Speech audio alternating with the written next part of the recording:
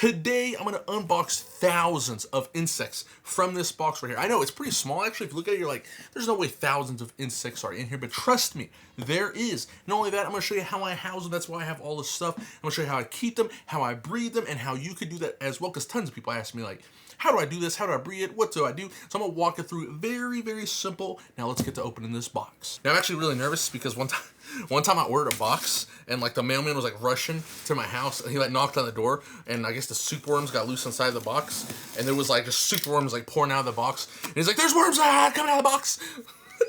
He was freaking out, dude. I was too. I was like, oh my God. Anyways, here we go. Oh, whoosh. Thousands. Well, there's 500 right there. 1,000 crickets in here. And this is funny right here. I have 1,000 mealworms, but the mealworms, oh, this one's opened a little bit. Oh my gosh. Jeez, a little nervous that was like opened. Okay, we're gonna, and this is exactly what the superworms came in last time when they were, you know. Oh gosh. Look at all that in there. There's so much. You hear them moving. Can you hear that? All the dust, all the poop falling off of it. Ah! Okay, so let me just take this out real fast. So we have 4 boxes of mealworms, 250 in each box right here. 500 superworms in this little baggie right here. 1,000 crickets in here. Now they're kind of small, to be honest with you. They'll be a little bigger. I got the kind of the largest one. A little small, to be honest with you. A little disappointing on that one. We'll put that right there. And I did get some hornworms. There's some baby hornworms in here too. Some hornworms. Oh, let's go! Let's go! So in these little things right here are some green anoles. Now, if you don't know, I love green anoles. And I'm going to have a green anole setup guide with these guys right here. But I want to breed them. I haven't been able to breed them for the last 2 years because my female, who I usually bred, and the other female have gotten too old. They're on their way out, you know.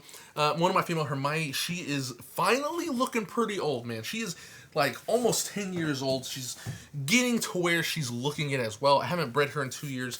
So since I haven't bred her, I got some new breeders in. The only issue with these green anoles is they're wild caught. And that's, I have this weird thing where I like to get animals that are like being, you know, caught into the hobby and they're mostly wild caught. No one's breeding them at all, and I breed them. And I produce a captive population in the hobby because, you know, I don't really like getting stuff from the wild and bringing them in like that. So right here, we have 2 males, it looks like. Oh, no, we got, let's go! Oh my gosh, I have 3 females. This is amazing. I was hoping to get as much females as I could get, but the issue with getting these guys is that they're wild caught and they could come with problems like parasites and all that stuff. So I gotta put them in like a quarantine chamber. That's why I'm checking them out right now. And so we're gonna test them out, quarantine them all, see what happens, see which ones are healthy, and then we're going to start a green anole breeding population. Now, these are extremely cheap. I only got them for like $6 a piece. So I got 4 of them to start off. I didn't know how much I was going to get. I didn't want males because I already have 2 males as is. But for now, we're going to put these guys back in the box. Okay, so starting off with the hornworms, I just leave them in here because I usually just feed these off really fast. So we're going to put these over here. But the mealworms, the crickets, the superworms, I do house a certain way. Now, for the mealworms, I usually get these like Sterilite containers like this right here. They come in like a 3-pack. And I just either, if you're going to use a lid, if you're scared that they're going to get out, they're not going to get out. They can't climb walls. And when they're in the beetle form, they can't climb walls either. But what I do is I will drill holes all in the lid if I put a lid on there. I actually don't put a lid on these at all anymore. I usually have them in like a different room. If you have a garage or something like that, somewhere that's kind of warm, that's like in between 70 to 80 Fahrenheit, preferably like 76 to 82 Fahrenheit, man, they will breathe like crazy with that type of temperatures. But anyways, I will drill holes alongside like that right there. However, if you don't use a lid and you just have straight, you know, no ventilation, or if you have, you know, that's total ventilation because you don't have a lid, you could use this right here, right? You don't have to drill any holes at all. Bam, there you go. Put the oatmeal in here.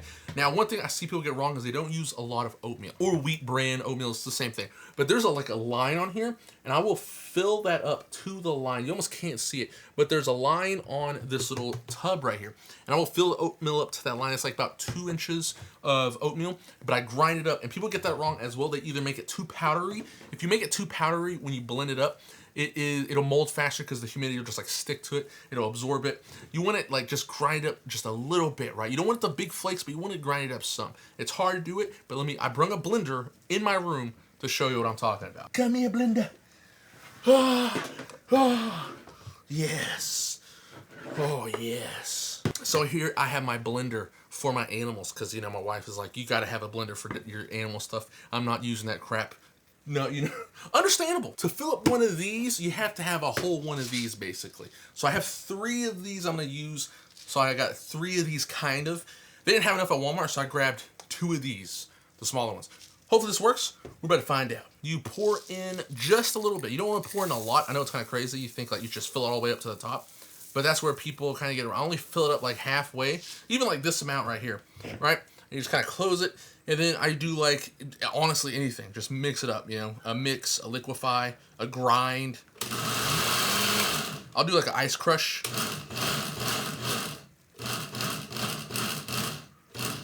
And then that's good enough for me. Bam. That's as much as I do. That's as easy as I get it right there. Pour it in the bucket, rinse and repeat.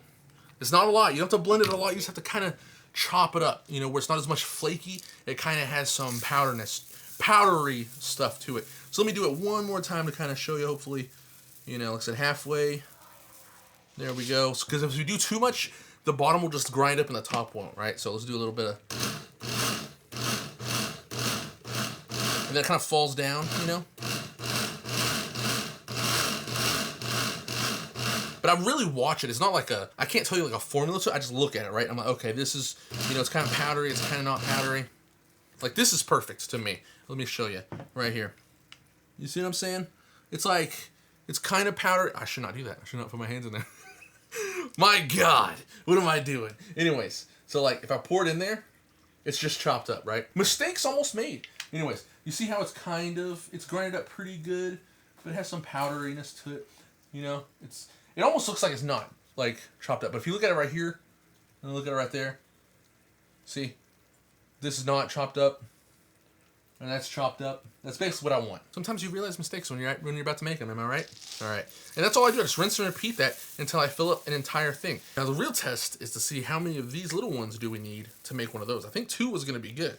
Problem is, I'm looking at it right now, I'm like, 2 is not going to be good. I need 3 of these little ones. 2 of those little ones worked. Okay, I can't believe it. 2 of those little ones worked. As you can tell, this is 2 of the little ones. Evened out, perfectly fine. So the reason I have 3 of these is because I usually put 500 in each one of these. So I have 1,000 mealworms. So, you know, 500 is going to go in here. 500 is going to go in here. And then 500 superworms are going to go into this one right here. And so that's how I set it up. And I usually just set them beside each other in a different room because this room has no room for them. I usually keep them in this room. Don't have any room anymore. However, so I used to have egg cartons, and I don't have egg cartons now. But it doesn't really matter. It doesn't matter if you have egg cartons or anything like that. You could put toilet paper rolls in here. I usually do that as well. But a lot of times, my old videos, I had a whole step process, right? Where I was like, okay, you get the mealworms, you get the pupa, you put the pupa in a different container, and you put the beetles in another container. I don't do that anymore. I have simplified it to just one of these. I will have a mealworm farm in just this by itself. And there's a trick to it. It's very simple, and I'm going to show you how I do it. So I will get the mealworms in the thing it comes with. I'll just dump the whole thing in there, right? Just get them. Dump them in there. Does not matter. There's a lot of mealworms in here. I think there's a beetle trying to already grow, right? 500 mealworms are now in this little mealworm farm I have. I get these cups like so. The cups they come with. You can use anything that's tall, right? I'll kind of just mix them in a little bit. I get these cups, and then what I do is I just put them in this bin all the way to the ground, at the bottom of the tank, right there. And so that way, it's not that far up. The mealworms can't get up there. And I'll do it with this other one too, like this. And so if they dig and they move it around, blah, blah, blah, you don't have to put it up top. You can even do it like this. You can even just set it up like this, right? But it needs to be tall so that way they really can't get up there. You can set it up like this. Sometimes they'll dig, they'll kind of bury a little bit. It's just weird. You know, they move around a lot. Anyways, point is, I'll put them right there, right? And then after I put them right there, when they turn into a pupa, Wait, we good? We're still recording? Okay. When they turn into a pupa, I get that pupa and I put them on this right there, like so. And so that way, nothing eats them. Nothing gets them. And I'll just put that pupa right there. And I'll get another one. And I'll pull another pupa. You know, every time I see a pupa on top of the stuff, I'll just throw them right there. And then what happens is they turn into a beetle up here. And they'll crawl off and they'll fall down here. And they can't climb back up. So your pupas are always safe. Usually the beetles don't mess with the pupas. And that's all it is. An entire system inside one little tub. You don't need other tubs. And it just goes back and forth. You will have a lot of beetles. So what you do is you get to get beetles and start another farm somewhere else and just repeat that process. That's as simple as it get, and that's all I do right there. And I'll put some like paper towel tubes in here for cover, for safety for these guys. And so that's all I do. That's simple as that. The pupas will hatch, turn the beetles, jump off of here, go and looking for food down below. I put carrots in here, all through here, just baby carrots all around here, you know, every 2 days. That easy, that easy. Just keep it between 75, you know, you can go as low as 74, 72. Honestly, even 70 will work, but they do like it a little, you breed faster when it's warmer. So that's all I do. Simple as that. I don't even put the top on it, right? I just put it in a room, throw it there where it's a little warm. I don't put them on the ground because, you know, heat rises. I have it like on a shelf. I'll show you the shelf as well. Bam, that easy. Baby carrots every 2 days. Take the old carrots, throw them out. No lid. You are cooking. And you will have thousands of mealworms. I'm not lying. You will have thousands of mealworms. And like I said, we'll repeat that process for this right here. Look at that. Boom. Dump them in there. Mix them in there. Throw that right there. We're done. Do the same thing. Oh, that was so hard for some reason. Boom. Mix them in there, you know, like that. Boom.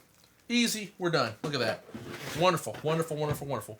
And with the superworms, it's a little different. So superworms, obviously we got a lot of superworms, and usually I buy it from Pangea Reptile. This time I bought it from Rainbow Mealworms. Pangea Reptile doesn't ship in these bags. They usually ship in egg cartons. And I'll put the egg carton on top right here, you know, as like a cover and stuff, but I didn't get one and I don't have any extra egg cartons. So right now, I'm just gonna toss them in here. And I might throw some, like a box on top of this where they can climb around on it. But as you can tell, we have tons of superworms. I'm just going to toss them in here. So with superworms, they breed alone. You have to separate them to breed them. So for now, this is just a place where I go in and I just get the babies to feed my animals, right? So if you want to breed these guys, and a lot of people have trouble, all you have to do is get one of these right here. This is a deli cup. I got it from the Dollar Tree, right? And you put one superworm in here, and you can put it someplace dark. But what I do is I put some soil in here, right? The topsoil I make for my crickets. And if you want to know how to make topsoil, it's very easy. I just go to Home Depot and I just get some Timberline, Scott's, any organic topsoil, right?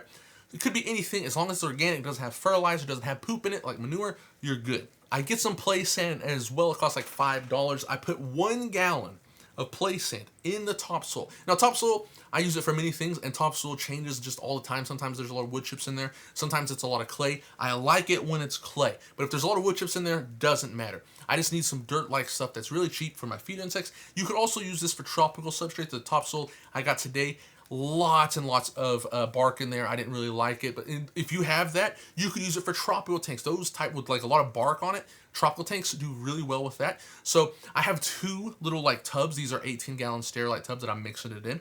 And those tubs, I have one, sometimes, like I said, sometimes I go and I get it and it's very clay-like, perfect for my desert tanks. When it has a lot of like bark and wood chips in it, that's perfect for my, you know, tropical tanks. I could not think of the name, but it's perfect for the tropical tanks. So I have those 2 and I just kind of keep that dirt around, right? I will fill this up almost to the top, you know, with there. I put the superworm in there and I put the top on it, right? And then if you just keep it there for a couple of days, next thing you know, there'll be a beetle in here walking around. When you get that beetle, you put them with other beetles inside something like this. You could use soil as well, but usually a lot of times I'll just use the same exact setup like that. You have one little separate container for the beetles, and you put like an egg carton on there, give them some, you know, baby carrots, romaine lettuce. They will eat that, they will breed in that, and then you'll have a whole tub full of babies. That easy. But that's the trick. A lot of people will just put them in a thing like this. They pupate, they dry out, they die. You know, you can also do that, but a lot of times they do it better when you just fill it with dirt. Not all the way to the top, because remember, the beetle's going to have to come out and walk around. When the beetle comes out and walks around, put him in this, a new one of these, not the same one with the superworms, and then bam, he'll breed with the other beetles that you throw in there. You are good to go. With this, like I said, I just dump it in here as well. Ah, get in there. There's so many. There's so many. Ugh. They ate up this newspaper too. Superworms are crazy. They'll eat plastic. That's what's wild. They literally eat foam. And as you can tell, they were eating this newspaper up. But yeah, so I will put all the superworms in here, and I'll give them carrots as well. The only thing I feed the superworms are carrots. Now with crickets, I use a 10-gallon tank like this right here. And what I do with this 10-gallon tank is I put soil in it. And like I said, I got the topsoil. We're going to put it up. And I use about 2 to 3 inches of soil. And what a lot of people don't do with crickets is they use something like oatmeal for crickets. And it dries it out. Don't do that. You want something that's wet for the crickets, okay? Because crickets will dehydrate, they will die, and you don't want that. So I always keep it kind of moist, the substrate. I even put leaves on the bottom of it. Because if the crickets run out of food, they will eat each other or they will die. Crickets are a lot like hornworms in which they always need food. And if they don't have food, they just die for some reason. So having the leaves with the topsoil, it works wonderful. And that's how you breed stuff in here. Now, if you breed in here, I have a whole like thing about breeding. You want to put Scotch tape, like the packing tape, all along the top of this because the baby crickets will climb up the silicone and jump out. So you want to like seal that part off because they really can't climb the glass, but they could climb the corners very well because of the silicone. So let's go ahead and add our topsoil into this. And this usually, they always come with egg crates. These tanks, these crickets like this is 1,000 crickets in here. Like I said, we got thousands of feeder insects today. But I just dumped the egg crates into this and I just use those egg crates like that. About that much soil, right? It's about 2 inches of soil up in here. 3 inches is preferable. What we do next is we dump the crickets in. Now there is a top to this. Like so. Whoa!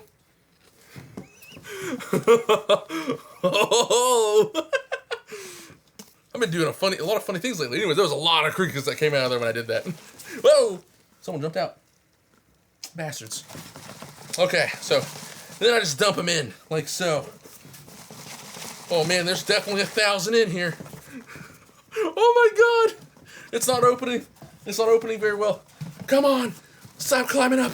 Jesus! Jesus Christ! There's so many! Ah! And then just like that, bam, there you go, you got 1,000 crickets. Dude, so many. Oh my god. Shout out to Rainbow Mealworms. Big shout out to Rainbow Mealworms.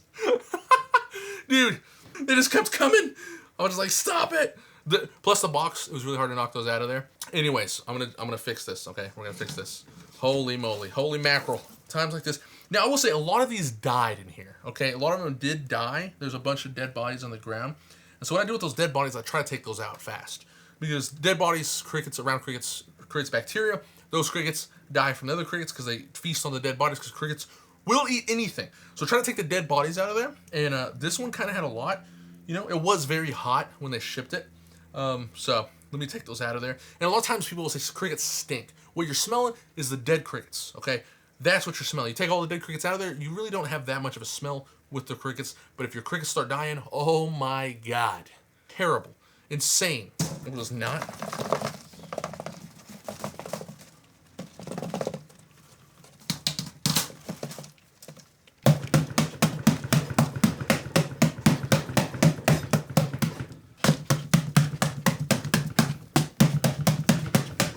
The strongest crickets I've ever dealt with in my life.